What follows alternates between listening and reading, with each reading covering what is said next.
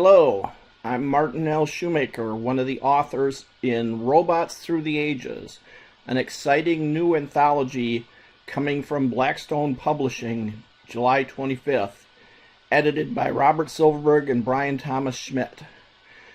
This book is a history of robot stories across the field of science fiction going back more than 100 years, including 3 new stories never before seen just for this volume, including one of mine. And I have loved the stories in this volume, and I would like to put together a video reviewing each of the different stories within it and share it with you so that you can see what you can get in this amazing volume. Our next story in Robots Through the Ages is The Robot's Girl by Brenda Cooper. A sad story, but also very deeply felt. And in the end, is it really sad? You'll have to decide if it's a happy ending or a sad ending.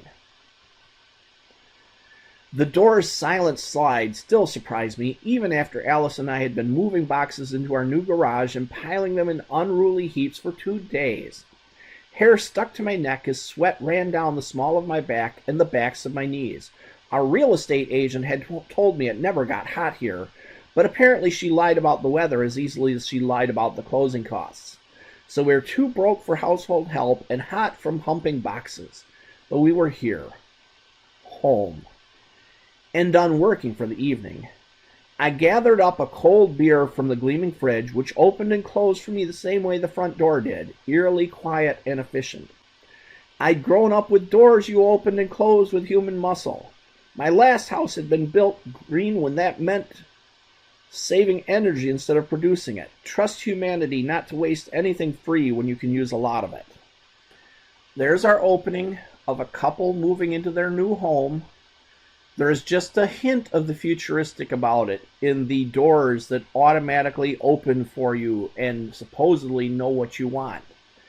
But it's going to grow into a story about a little girl raised entirely by robots, and how these 2 humans cannot fathom that and worry about her safety and her happiness.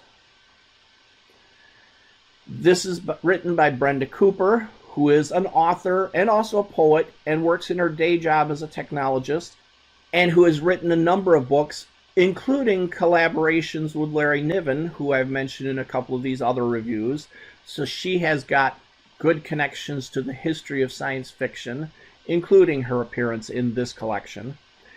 Her Edge of Dark is a recent reprinting of a series that she has written, and you can find it at the QR code on the right.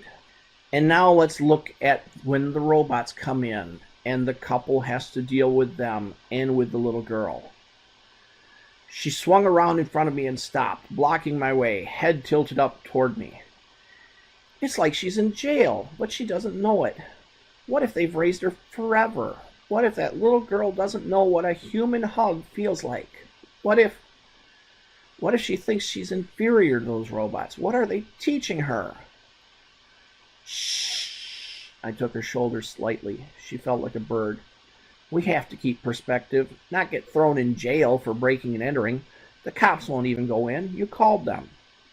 She stared at me, eyes wide, then snapped her mouth shut. I'm sorry, we can't. There's nothing illegal about robot babysitters. They're not babysitters. She thumped her fists against my chest, and her breath overtook her ability to speak, and she actually quivered. I pulled her in and stroked her hair. We have to find another way.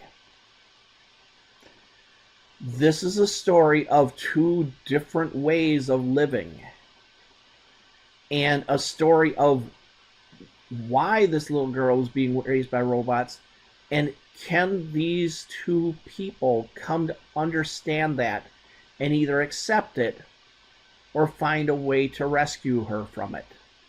I won't tell you the answer. I'll let Brenda Cooper surprise you.